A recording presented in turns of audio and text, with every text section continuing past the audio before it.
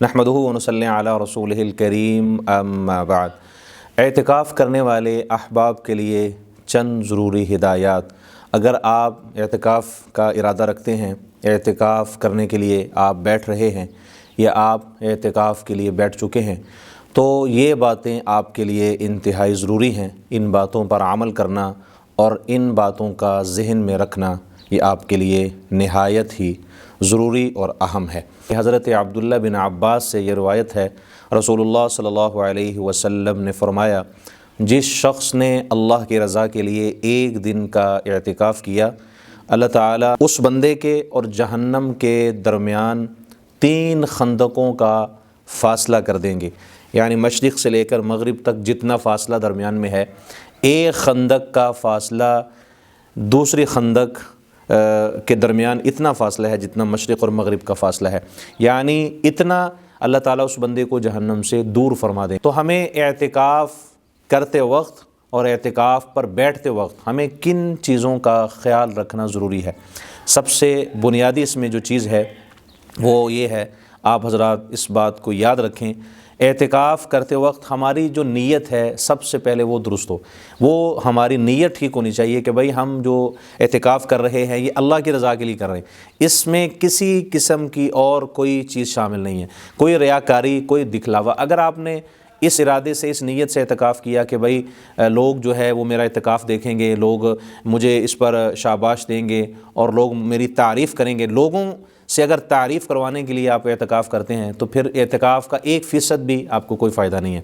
एतिकाफ़ करने का तभी हमें फ़ायदा है जब हमारा मकसद और हमारा मकसूद, हमारी नीयत, इरादा वो ये हो कि हम अल्लाह की रज़ा हासिल करना चाहते हैं। इसी तरह दूसरे नंबर पर एतिकाफ़ जब हम करने के लिए बैठ जाएं तो एतिकाफ़ में हम कोशिश ये करें कि नफली जो इबादत हैं वो ज़्यादा करें, नवाफिल का अहतमाम ज़्यादा करें।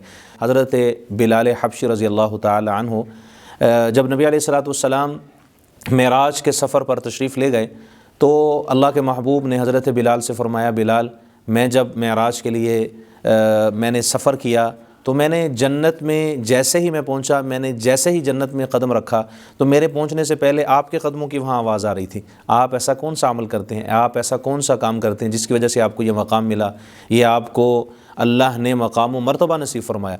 तो हज़रत बिलाल हबशी रज़ी अल्लाह ताला अन्हु ने फरमाया, प्यारे आका, मुझे अपने जिस अमल पर सबसे ज़्यादा सवाब की उम्मीद है वो ये है, जब मैं मस्जिद में दाखिल होता हूँ, जब मैं वज़ू करता हूँ तो मैं जिस कदर आसानी हो मैं नवाफिल पढ़ लेता हूँ। तो यही वो मेरा अमल है जिस अमल की बरकत से अल्लाह ने मुझे यह मकाम और मर्तबा अता फ़रमाया। तो हमें पता चला जो नफली इबादत हैं, ख़ास तौर पे जो नवाफिल हैं, ये भी अल्लाह ताला के यहाँ इंसान को बहुत मकबूल और मुक़र्रब बना देते हैं। तो हमें इसका अहतमाम करना चाहिए। एतिकाफ़ पर बैठ कर आप ज़्यादा से ज़्यादा नवाफिल का अहतमाम करें और ख़ास तौर पर तहज्जुद की जो नमाज़ है इसको आप किसी सूरत भी तर्क न करें, बाकायदगी के साथ आप तहज्जुद का अहतमाम करें, इसलिए कि ये वो इबादत है जो नफली नमाज़ों की बादशाह है। जब रिसालत आब सल्लल्लाहु अलैहि वसल्लम ने हिजरत फरमाई, आप मक्का मुकर्रमा से मदीना तय्यबा तशरीफ़ ले गए। मैं इस वक्त आप हज़रात से मदीना मुनव्वरा से मुखातिब हूँ। उसी जगह पर मैं बैठ कर आपसे गुफ्तगू कर रहा हूँ जहाँ पर प्यारे आका सल्लल्लाहु अलैहि वसल्लम मक्का मुकर्रमा से हिजरत फरमा कर मदीना तय्यबा तशरीफ़ लाए और इन्हीं रास्तों से गुज़र कर आप मदीना मुनव्वरा में पहुँचे। तो जब आप मदीना तय्यबा में पहुँचे, आपने सबसे पहला जो खुतबा इरशाद फरमाया मस्जिद जुमा में, मस्जिद क़ुबा के साथ ही मस्जिद जुमा है, आपने वहाँ खुतबा इरशाद फरमाया।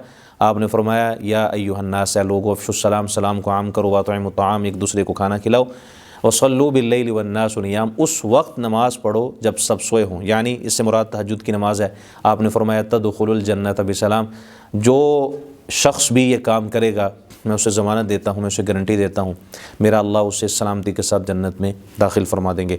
तो तहज्जुद की नमाज़ बाकायदगी के साथ हमें एतिकाफ़ पर बैठ कर इसका अहतमाम करना चाहिए और इसका अहतमाम अगर हम करेंगे तो इससे इंशाअल्लाह हमें अल्लाह का क़ुर्ब नसीब होगा। हमारा कोई लम्हा भी फ़ुज़ूलियात में ना गुज़रे, हमारा कोई लम्हा भी फ़ुज़ूल बातों में ना गुज़रे, हमारा कोई लम्हा, एक लम्हा भी हमारा अल्लाह की याद से खाली नहीं होना चाहिए। हम या तो ज़िक्र अस्कार करें, या फिर हम कुरान करीम की तिलावत करें, या दुरूद व सलाम पढ़ें, या फिर हम नवाफिल का अहतमाम करें। तो ये वो आमाल हैं जो एतिकाफ़ पर बैठ कर हमें یہ کام کرنے چاہیے۔ جب ہم یہ کام کریں گے انشاءاللہ اللہ کے فضل و کرم سے ہمارے اعتکاف کرنے کا ہمیں 100% فائدہ ہوگا۔